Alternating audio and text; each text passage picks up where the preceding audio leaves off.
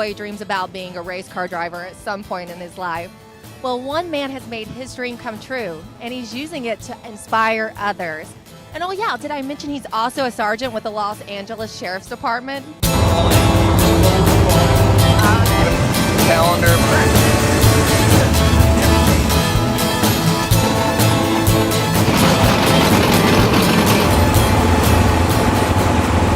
Hi, I am here with Sergeant Bill Chafin with Team Sherrif Racing, the most recognized law enforcement racing team. Now, Sheriff, thank you for talking with us today. Can you tell me a little bit about what we're doing here at the NHRA Winter Nationals and your involvement in today's event? Well, this is the kickoff of the first national event for the season. It's one of the biggest events. Pomona started racing NHRA way back, and all the first events start here. Okay. So many years ago, I came up with the idea of racing, and this was actually my very first race. And that was actually in 1993? Correct. Wow. And this was the very first race I was able to compete in, and I've been in every one since 1994 competing. But the Winter Nationals is all the top dogs. Now, but the great thing about your racing team is that it's not your typical racing team. You do this as a nonprofit to help other people, right? Right. Many years ago, I saw an LAPD officer by the name of Tony Foti running a super gas car. And he said that he was taking the car out to schools and talking to kids about not street racing. I discussed it with him and I said, I got kind of the same idea. I'm going to do it a little differently. I'm going to actually get a car that competes in super stock, and I'll do the same thing. So the program got a lot more involved, and after running it a few years, it was very difficult to fund it. The more races I went to, the more expensive it got. Then it seems like it would be very expensive to do this.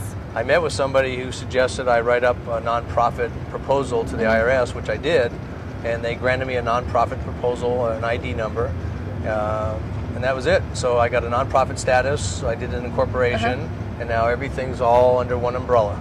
My idea was to go out to these illegal street races and talk to some of these people, say, come out to the track and watch me run my car. And we'll show you how to get involved in regular street racing, regular drag racing at a strip as opposed to illegal street racing. So have you actually been able to inspire some of these people to get involved in drag racing as opposed to street racing? Well, a lot of people wonder if I can do that. And I said, well, that's what happened to me. I was an illegal street racer. Oh, you were? And I got popped by San Gabriel, Temple City sheriffs many, many times. And then I finally had to promise not to do it anymore, otherwise I was going to lose my car. And then after I went to the track and learned to do it right at the track, this is a lot more fun. So I can actually go to the schools and tell the kids, I was there. You're a true testimonial. Absolutely. And I said, if you go out to the track and run your car out there, you'll find it runs better, it's a lot safer, and who knows where it'll go with that. I go, I have a second career. It's more rewarding than street racing. Very much. I mean, the thrill of street racing is a certain group of people. You'll never take that away from them. But they have also done racing out here as well. So it's kind of the best of both worlds for some of the racers, but illegal street racing is constant all the time, and it's never going to get away dangerous. from it. Absolutely. It is very dangerous. And going on, you go into schools and you talk to kids, and this is an important issue for me about education. I'm a huge proponent for education, and I think it's great that you're going into schools and talking to kids. You're actually getting them to stay in school. Absolutely. And do more with their education through cars. I tell the kids I have 3 careers. I'm a deputy sheriff, I still do some acting, and I get paid to be a race car driver. How do I get to do that? Why is it that I get to do that?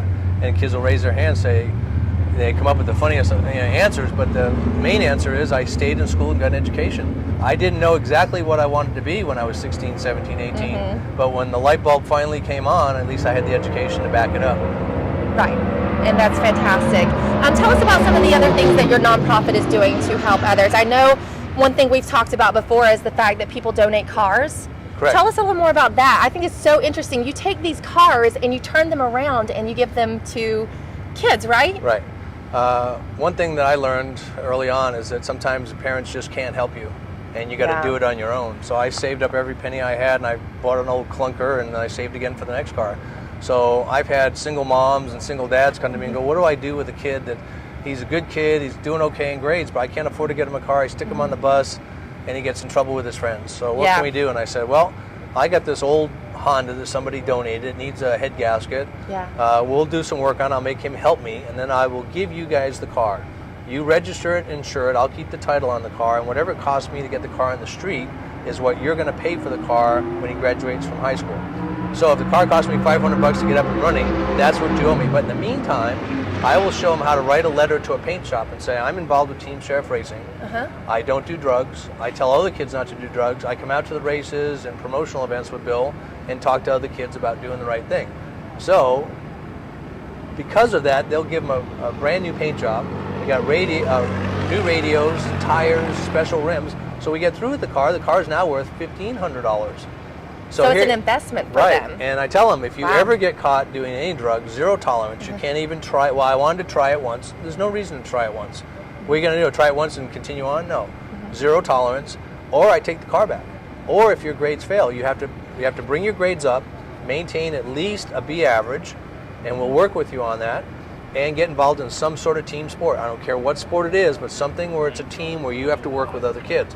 And based on that, you get to keep that car. But if you fail, your grades drop off, or you get caught at an illegal street race, or you get caught driving the car erratically, I have the right to take it back. And I make them sign a little contract. It's a one-page contract. They understand all that. And out of the 6 cars we have in circulation, I actually had to take one back.